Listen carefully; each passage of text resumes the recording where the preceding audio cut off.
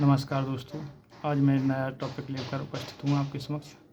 आज का टॉपिक वैदिक सभ्यता। वैदिक सभ्यता से जो प्रश्न अधिकांश परीक्षाओं में पूछे जाते हैं, मैं उन प्रश्नों के साथ आपके समक्ष हूँ। पहला प्रश्न है, ऋग्वेद की नदी सूक्त से किन दो नदियों के बीच वैदिक नदी सरस्वती की स्थिति का बोध होता है? तो इसका सही उत्तर है यमुना एवं शतुद्री। अगला प्रश्न है, उपनिषद कालीन अश्वपति कहाँ का राजा था? इसका सही उत्तर है कैकय देश का राजा था।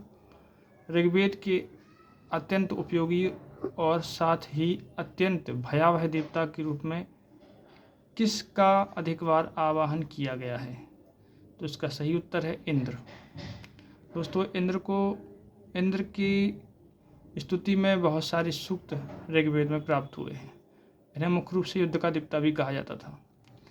अगला प्रश्न है, किस वैदिक देवता का आवाहन एशिया माइनर के बोगजक्वी अभिलेख में है? तो इसका सही उत्तर है इंद्र, नासत्य, मित्र, वरुण।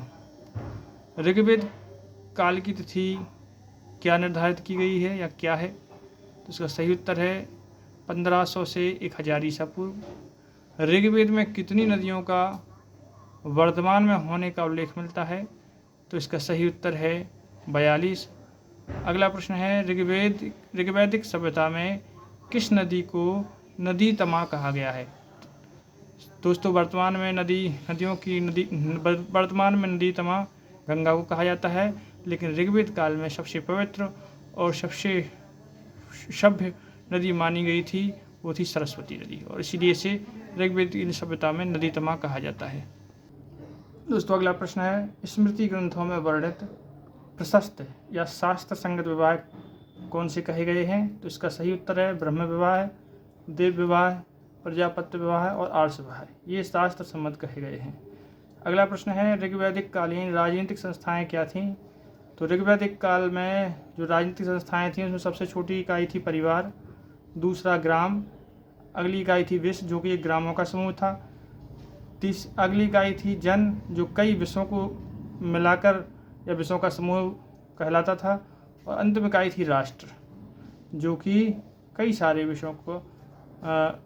जनों का समूह हुआ करता था। अगला प्रश्न है, ऋग्वेद में गंगा शब्द का कितनी बार प्रयोग हुआ है? तो इसका सही उत्तर है 1 बार। अगला प्रश्न है, ऋग्वेद में अग्नि को किन किन नामों से संबोधित किया गया है? तो इसका सही उत्तर है अग्नि, जाति वेदस यानी चर अचर का ज्ञाता, क्योंकि ऋग्वेद के सबसे पवित्र देवता भी जो है इंद्र और अग्नि को माना जाता है, इसलिए उन्हें चर अचर का ज्ञाता कहा गया है।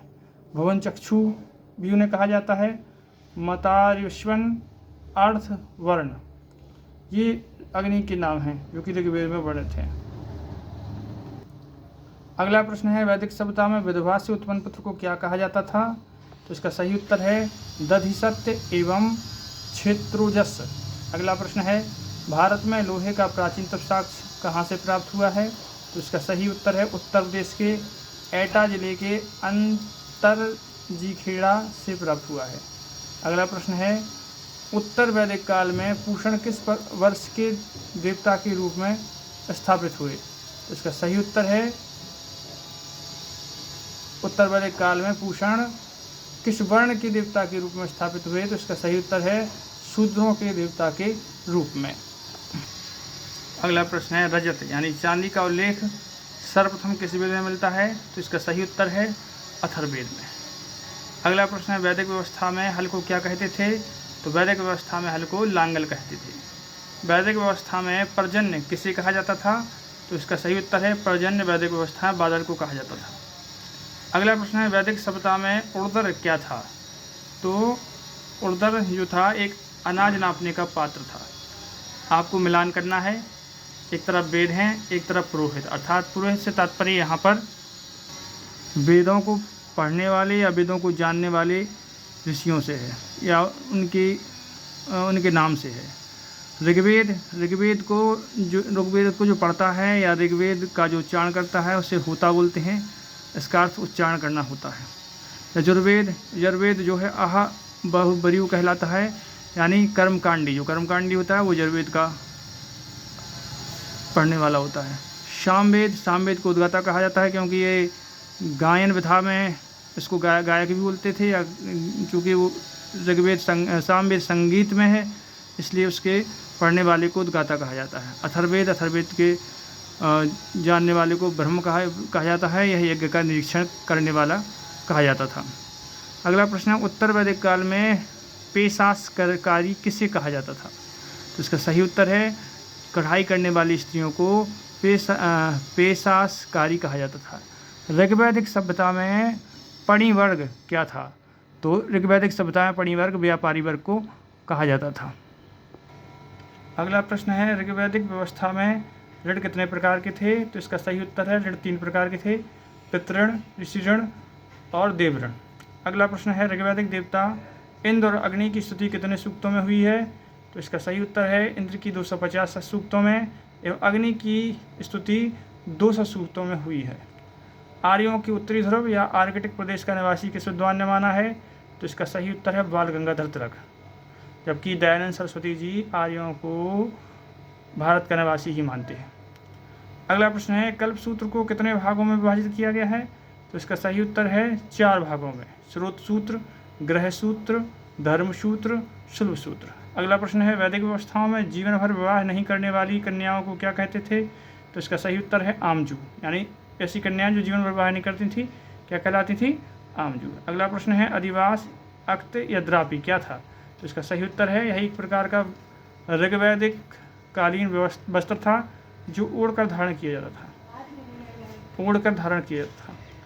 अगला प्रश्न है, नर हत्या के लिए 100 गायों का दान देने वाले को क्या कहते थे? इसको सतदाय बोलते थे। अगला प्रश्न है, वैरदेय क्या था? अपराधों के लिए आरोपित अर्थदंड वैरदेय कहलाता था। अगला प्रश्न है, समावर्तन संस्कार किस क्रम का संस्कार है? तो मित्रों, समावर्तन संस्कार 14वां संस्कार है जो विद्यार्थी को स्नातक होने के उपरांत गृहस्थ में प्रवेश की अनुमति प्रदान करता है। दोस्तों, आपको ये प्रश्न कैसे लगे ज़रूर बताइएगा और देखिएगा, निश्चित रूप से ये सारे प्रश्न वही प्रश्न हैं जो आपको आने वाली परीक्षाओं में आपका मार्गदर्शन करेंगे। जय हिंद, जय भारत।